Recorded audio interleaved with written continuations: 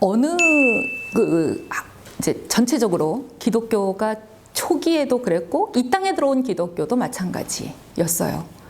항상 기독교는 이 바닥에서 밑에서 사회 변동의 필요에 의해 받아들이게 돼요. 그러니까 1세기 바울의 선교를 통해서 로마 제국에 아주 오랫동안 스며들어가는 과정들, 사람들의 삶이 활기차게 변화하는 과정들, 노예제도가 온전하던 시스템이 노예들이 해방되는 과정들, 이런 것들을 기독교가 차근차근 해나간다고요. 예를 들면 마르틴 루터의 종교개혁, 너무 신기하잖아요. 그 전까지는 다 성직하려면 수도원 가고 신부 되려고 그랬는데 이제 동네에서 빵을 팔아도 그게 성직이라고 하니 마르틴 루터가 종교개혁한 그 사건이 근대 민주주의라고 하는 시간, 자본주의라고 하는 시간을 열잖아요. 그러니까 이 밑바닥에서 갈아엎는 활기찬 에너지가 있어요. 이 땅에 들어온 기독교는 어땠나요? 3.1운동 이후에 교회의 조선총독부가 아주 과하게 그 복수를 하면서 기독교가 평범화 과정을 거칩니다. 지킬 게 많아진 거죠. 기독교 계열 학교와 기독교 계열 기관들이 얼마나 많아졌습니까? 이 모든 것들을 지키려니 기독교는 권력하고 야합할 수밖에 없었죠. 그렇게 계속 걸어왔어요. 그게 독재가 됐든 장기 독재가 됐든 반민주화가 됐든 기독교는 언제나 권력에 취해서 국가 종교 역할을 했어요. 이렇게 교회 하나의 종교가 국가 종교 역할을 하면 언제나 활력이 없어집니다. 왜? 현존 질서를 옹호해야 하니까요. 그래서 우리 시대도 가장 눈에 보이는 기독교는 어떤 기독교입니까? 광화문 집회에 나가가지고 가장 보수 우익을 대변하는 기독교의 목소리. 이렇게 되니까 조금 생각 있는 사람들은 기독교라 그러면 이제는 염증을 냅니다. 혐오합니다. 그리고는 생각 없이 무조건 믿어라 하는 것들, 이를테면 옛날에는 이 사람은 참 다른 건 다 모르겠는데 착실한 기독 청년이야. 이러면 기업들이 다 써줬대요. 근데 지금은 거꾸로 얘기해야 된대요. 얘는 애는 너무 좋은데 교회를 다니네? 그러면 회사가 이거를 써야 돼 말아야 돼. 이런 정도로 기독교가 사회에 지탄을 받아요. 그러면 이런 시대에 우리가 좀 회복해야 되는 건 뭘까요? 온라인 예배가 맹숭맹숭하죠. 왜냐면 분위기가 안 되니까요. 분위기가 안 잡히니까요. 그 다음에 학교 공부 이런 것도 지금 굉장히 스스로 공부하는 규율이 잘 안 잡혀 있으니까 분위기 때문에 공부하고 이렇게 중간은 가다가도 지금은 내가 내 시간을 정해서 내가 알아서 더 많은 책 보고 이게 잘 안 되고 있으니까 이런 시대에 어떻게 하는 게 우리 모두가 부활하는 길일까요? 영성이 되살아나는 길일까요? 이제 저는 첫째 이런 생각해 봅니다. 영성이란 어렵지 않다. 영성은 지금 여기에 머무는 것이다. 제가 좋아하는 이문재라고 하는 시인이 오래된 기도라는 시를 쓰셨거든요. 이건 아까 우리가 얘기 나눈 예배하고도 통할 것 같아요. 기도란 무엇인가? 이분은 이렇게 이야기합니다. 가만히 눈을 감기만 해도 기도하는 것이다. 말없이 누군가의 이름을 불러주기만 해도, 노을이 질 때 걸음을 잠시 멈추기만 해도, 음식을 오래 씹기만 해도, 촛불 한 자루 밝혀놓기만 해도, 갓난아기와 눈을 맞추기만 해도, 자동차를 타지 않고 걷기만 해도, 나는 결코 혼자가 아니라는 사실을 받아들이기만 해도, 나의 죽음은 언제나 나의 삶과 동행하고 있다는 평범한 진리를 인정하기만 해도 기도하는 것이다.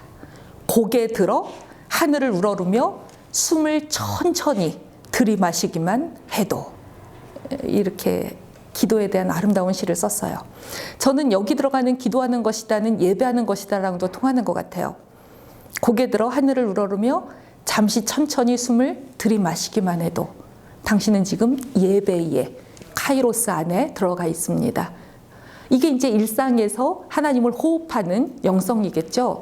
이 모든 기도를 그 이문재 시인이 쓴 이것이 기도하는 것이다를 요약하면 지금 여기에 머무는 것입니다. 줌으로 수업하면 그냥 그 시간에 머무세요.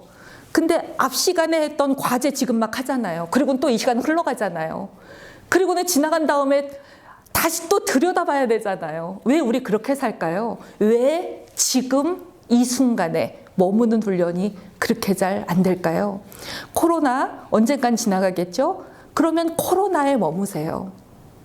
코로나는 왜 왔을까? 지구의 인구가 77억인데 바이러스는 230조래.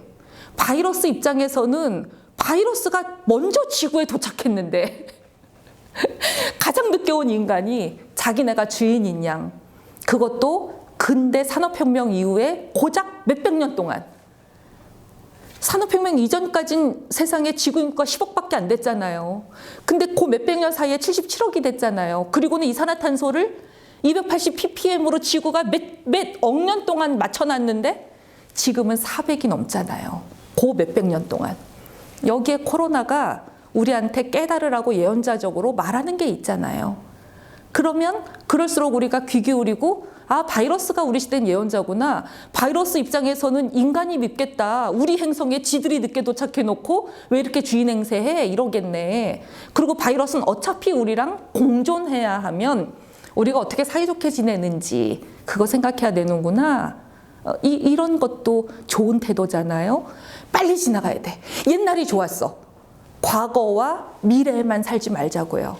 지금 여기서 하나님의 뜻을 분별하는 것, 이게 영성입니다. 기독교인들이 한국교회를 향해 세상이 추하다고 증오하고 혐오할 때 그 영성만, 영이라고 하는 말 어렵지 않아요. 영어 성경으로 보면 어떤 경우에는 마인드라고 번역했어요. 영성을. 그러니까 루아흐, 구약성서에 나오는 하나님의 영, 루아흐를 영어 성경에서 마인드라고 번역했어요. 그러면 이렇게 생각해 보면 되죠.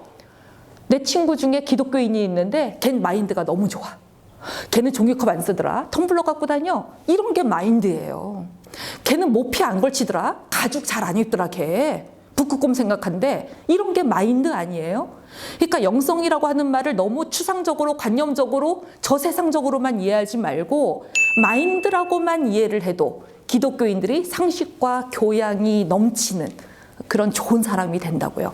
같이 어울릴수록 배울 게 많은 사람이 된다고요. 그렇게 좀 소망의 사람들이 되면 참 좋겠습니다.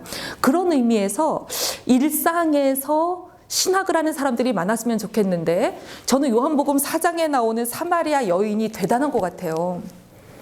물 기르러 가면서도 예배를 생각해요.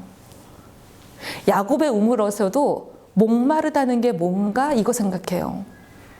왜 우리는 야곱의 우물에 하루 몇 번씩 와갖고 물을 떠먹는데 계속 갈증이 나지?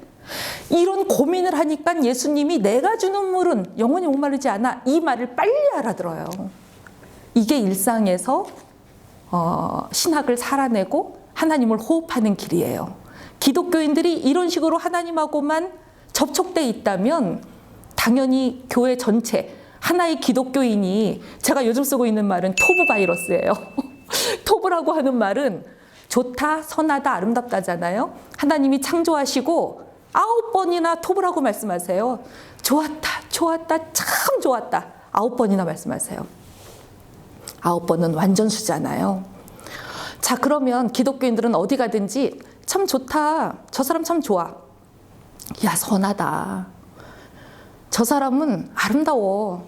추한 거를 이기는 유일한 힘은 아름다움이에요. 왜? 아름다움은 본능이거든요. 그 진과 선이라고 하는 판단은 아주 오래 걸립니다. 판단을 하기 위해서 진리다. 이것이 진리고 저것은 진리가 아니다. 참과 거짓을 가리려면 아주 오랫동안 사귀어야 돼요. 연애할 때도 똑같죠. 야, 내가 만나보니까 저 남자는 진국이야, 참이야. 몇 년 연애해야 그거 밝혀져요? 하루 만나선 그거 몰라요. 저 사람은 악한 기운 하나도 없어. 너무 착해, 너무 선해. 오래 살아봐야 알아요. 그런데 아름답다는 건 어떻죠? 첫눈에 알아요. 자, 그래서 아름다움을 회복한다는 건 토브 바이러스가 되는 겁니다. 바이러스는 혼자 있을 때는 생명력이 없어요. 바이러스는 숙주랑 결합해야만 생명력을 발휘해요. 기독교인들이 자기가 일하는 모든 삶의 영역들, 관여하는 모든 사람들과 사이에서 토부 바이러스가 된다면 한국교회도 희망이 있을 거예요. 이런 의미에서 저는 일상에서 신학을 하는 좋은 예로 제가 최근에 난 이 사람 너무 좋더라고. 여러분도 미스터 선샤인 잘 보셨나요? 네, 미스터 선샤인 완주하셨나요? 이 미스터 선샤인에서 김희성이라고 하는 배우가 건등건등하거든요. 볼 때는 완전히 놀새 같아요.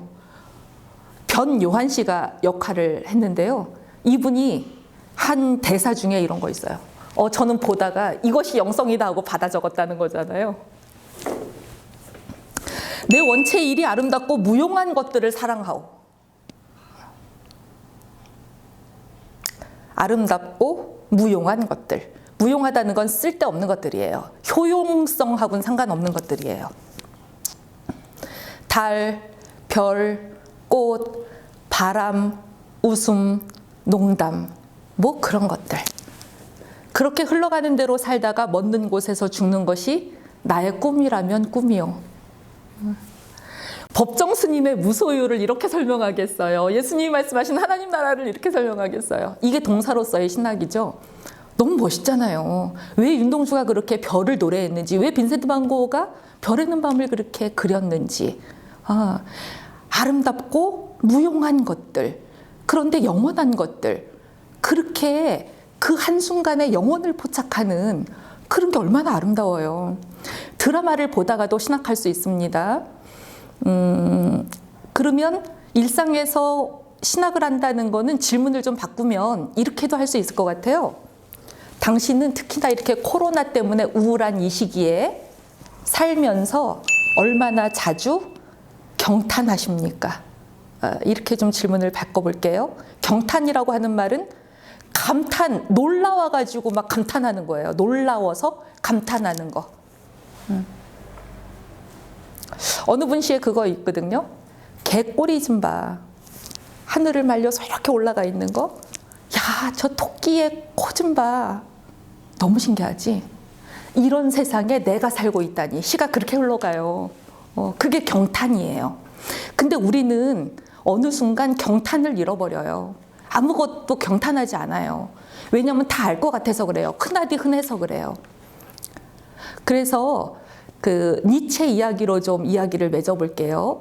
니체가 변신 프로젝트를 해요. 인간은 살면서 3가지 변신을 거듭한대요. 첫째는 낙타되기. 어른이 된다는 건 낙타가 되는 거래요. 자기 인생의 짐을 지고 홀로 사막을 건너가요. 그래서 낙타는 누가 나한테 짐을 얹어줘도 다 노라는 말을 안 한대요. 사막을 건너가는 모든 사람들이 낙타에게 짐을 얹어요. 그런데 낙타는 또 심지어 먹이도 필요 없어요. 왜? 자기 등에 그 혹에 지방분을 저장해 놨잖아요. 자꾸 자기 혼자 되새김질하면서 그렇게 살아간대요. 아주 슬픈 어른의 모습이죠. 모든 것을 책임지는 낙타 같은 어른. 그런데 또 한 번 변신을 해야 된대요. 2번째 단계가 사자예요. 사자는 으르렁댑니다. 너 이거 해 그러면 싫어 안 해. 노라고 말할 수 있어요. 부정. 세상 사람 모두 다 꾸역꾸역 이게 옳다 그럴 때 사자는 아니야 이렇게 얘기한다는 거예요. 그래서 사자는 부정하는 정신입니다. 이것이 정답이야 라고 말할 때 아니 다른 길도 있어. 이렇게 먼저 주장하는 게 사자래요. 그런데 니체는요. 3번째 더 멋있는 변신을 이야기해요. 낙타 되기, 사자 되기. 사자가 동물의 왕 아니야? 더 이상 될 게 뭐 있어? 이 부분에서 너무 놀랍게도 니체는 예수님하고 통합니다. 어린아이 되기예요. 어린아이가 갖고 있는 가장 큰 미덕? 경탄이에요. 애들은 자기도 좋은 거 있는데 제가 뭐 갖고 있으면 우와 막 이래요. 서로 막 경탄해줘요. 그리고 애들의 미덕은 망각이에요. 어저께 쟤랑 분명히 싸웠거든요. 근데 오늘 걔랑 또 놀아요. 아이들은 놀이정신으로 충만하고요. 늘 새롭게 시작하고요. 아이는 으르렁대지 않아요. 아이는 그저 웃을 뿐이다. 니체는 그렇게 이야기합니다. 여러분들이 이 어려운 시간에 이 시기를 통과하면서 어린아이처럼 조금 더 가볍게 너무 인생 진지하지 않게 지금 이 순간에 머물면서 그렇게 하나님하고 잘 2인 삼각 경기를 해 나가다 보면 아마 한국 기독교를 향한 세상의 눈도 야 내가 기독교 전체는 미운데 너 때문에 내가 욕을 좀 하나 던다. 이게 바로 사마리아 여인의 전략이었어요. 그 남자는 잘 몰랐는데 네가 만나보라 그래서 우리가 이틀 동안 얘기해 보니까 참 그리스도이신 걸 알겠다. 그 여성은 일상에서 신학한 여성입니다. 우리 모두 그런 시간들을 지내보는 여러분과 제가 되면 참 좋겠습니다. 고맙습니다.